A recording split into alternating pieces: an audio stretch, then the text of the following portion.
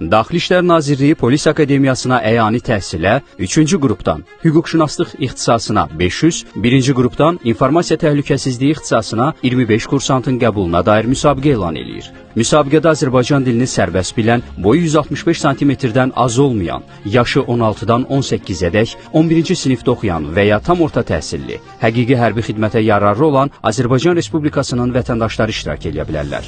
Xüsusi təhsil müəssisəsinə sənədlərin qəbulu 2026-cı ilin fevralın 22-sinədək namizədin daimi yaşadığı yer üzrə polis idarə və ya şöbələrində həyata keçirilir. Müsabiqədən keçən abituriyentlərin siyahısı hüquqşünaslıq və ya informasiya təhlükəsizliyi ixtisasları üzrə Dövlət İmtahan Mərkəzinə göndərilir.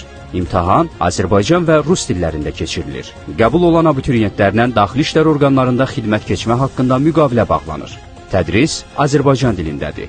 Müddəti 4 ildir. Kursantlar dövlət hesabına yataqxana, xüsusi geyim forması, təqaüd və yeməklə təmin olunur. Akademiyanın ərazisində yerləşən, müasir standartlara tam cavab verən yataqxanada yaşayırlar. Məzunlara hüquqşünaslıq və informasiya təhlükəsizliyi ixtisasları üzrə polis leytinantı, xüsusi və ehtiyatda olan leytinant hərbi rütbələri verilməklə daxili işlər orqanlarında müvafiq vəzifələrə təyin edilirlər.